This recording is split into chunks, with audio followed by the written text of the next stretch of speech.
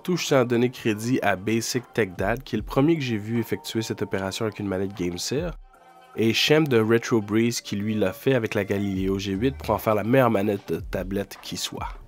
Donc je débute en précisant que je ne suis en aucun cas responsable si vous endommagez vos appareils, que la responsabilité vous revient d'effectuer ce mode ou non. L'opération est plutôt facile, on commence par retirer le casque, la coque de droite où se trouvent deux vis à retirer.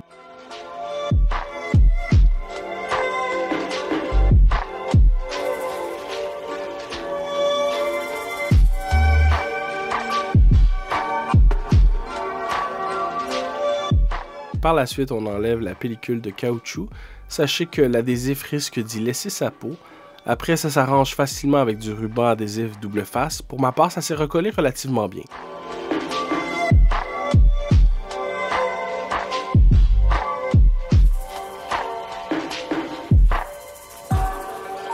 Une fois le caoutchouc retiré, on y retrouve 3 autres vis à retirer. Par la suite, il s'agit de séparer la coquille gris pâle à celle gris foncé. Je recommande de débuter autour de la gâchette et de tranquillement se diriger en dessous.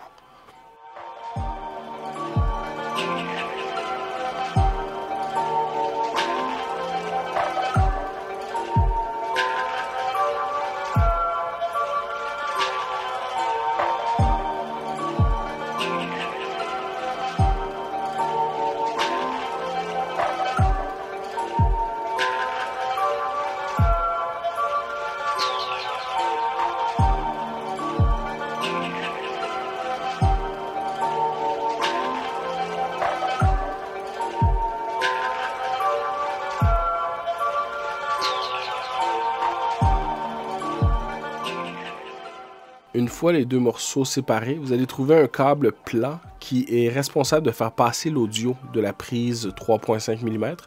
J'avais malheureusement pas d'angle pour vous montrer comment je m'y suis pris. Soyez simplement délicat pour le retirer, puis assurez-vous de surélever la petite clip qui retient le câble en sécurité.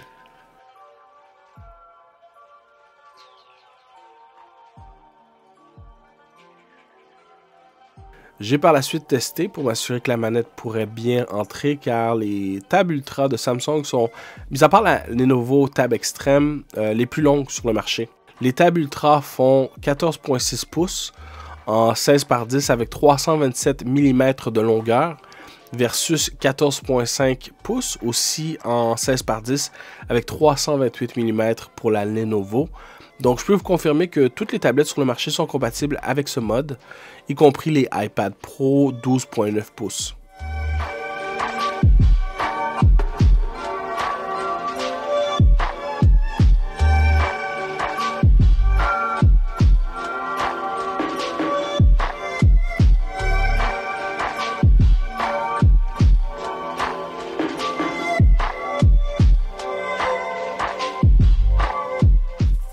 Après, afin d'assurer qu'on puisse allonger la Galileo G8 même une fois la coque remise, il s'agit d'enlever ces deux petites encoches. Si vous travaillez avec un X-Acto comme moi, soyez prudent naturellement. Pour ma part, j'ai fait une petite incision sur les 4 côtés et j'ai ensuite coupé à la base afin de retirer les morceaux. Assurez-vous d'être relativement à niveau avec les alentours de la coque, mais en même temps de ne pas tailler plus profondément pour éviter de risquer l'intégrité générale.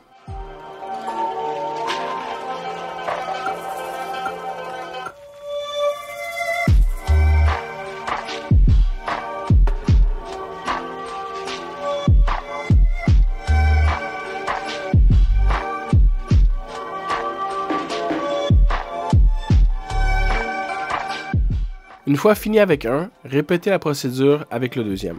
Une fois fini, reconnectez le câble plat. Encore une fois, désolé, j'avais pas d'angle possible pour vous montrer à la caméra. Soyez patient, cette étape-là peut quand même prendre un certain temps, donc comme l'espace est restreint. Puis surtout, une fois le câble repositionné, n'oubliez pas de rabattre la petite clip.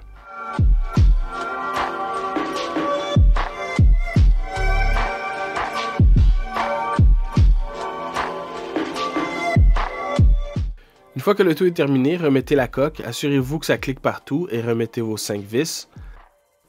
Et puis voilà, c'est terminé. On fait un petit test, on s'assure que tout fonctionne toujours.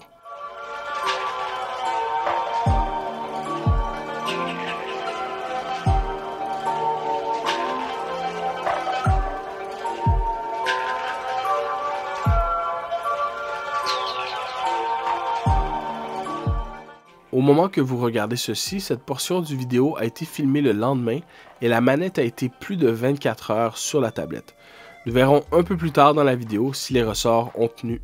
Alors comme vous pouvez voir dans ce segment où je joue à Minecraft, tout fonctionne à merveille, nous sommes en mode vert et comme Minecraft sur mobile supporte nativement les manettes, c'est aussi simple que de brancher celle-ci et d'y jouer.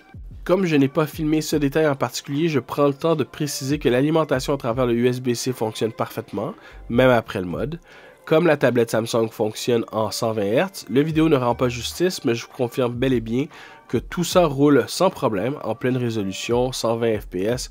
Franchement, une superbe solution pour ce jeu. Ici, j'utilise l'application officielle de Sony, le Remote Play, avec le mode blanc de la Galileo G8. J'en profite pour faire vivre l'expérience en pleine image.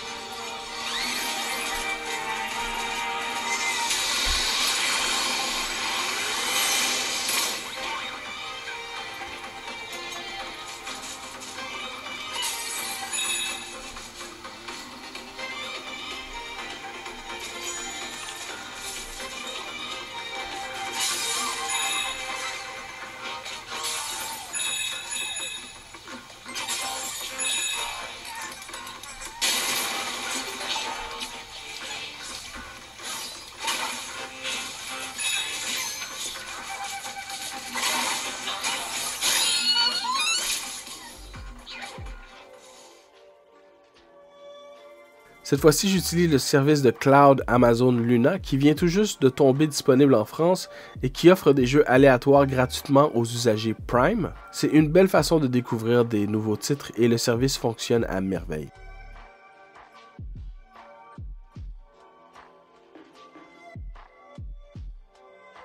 J'en profite aussi pour flex le mode DeX des tablettes de Samsung. Comme ce mode vous offre une expérience de bureau style Windows, vous pouvez avoir votre jeu dans une fenêtre et un film ou encore une vidéo YouTube dans l'autre. Magnifique, n'est-ce pas? Et justement, c'est la vidéo de ma revue de la Galileo G8. Franchement, c'est la meilleure manette télescopique qui soit. Je vous recommande fortement cette critique, vous ne serez pas déçus.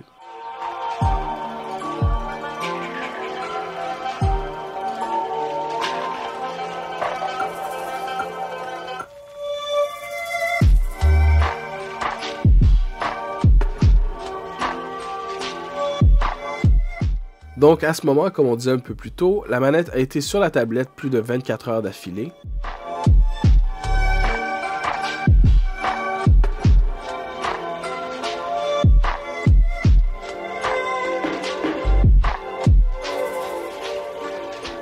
Comme vous pouvez voir, même après avoir retiré celle-ci, le mécanisme semble totalement inaffecté et la tension des ressorts est toujours aussi puissante. Je ne peux pas vous promettre que le tout resterait indemne au bout de 5 ans, mais j'ai aucune misère à croire que ce système est bien plus viable qu'on aurait pu le croire.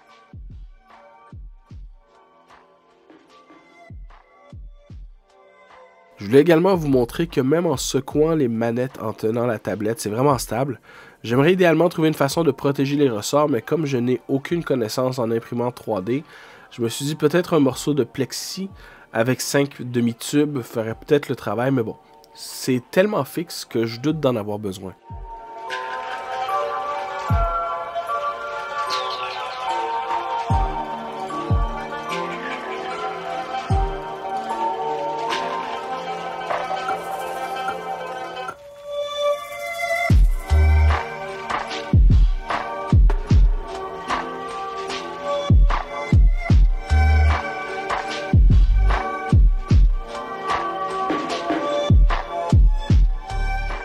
Je vous laisse sur ces images du jeu qui se nomme Principle, qui n'est pas compatible avec les manettes, donc j'utilise le mappage à l'écran de l'application de GameSir pour résoudre ce problème.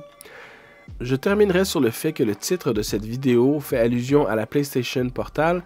Ma revue fut quand même positive, mais je vous avoue que de pouvoir passer d'un écran de 8 pouces à un de 14.6 pouces OLED et HDR en plus, Ça donne franchement envie de retourner l'accessoire de Sony en grande faveur de cette solution que je vous présente aujourd'hui. Encore une fois, j'en profite pour fortement recommander la Galileo G8 et de vous inviter à visionner la revue de celle-ci si ce produit vous intéresse.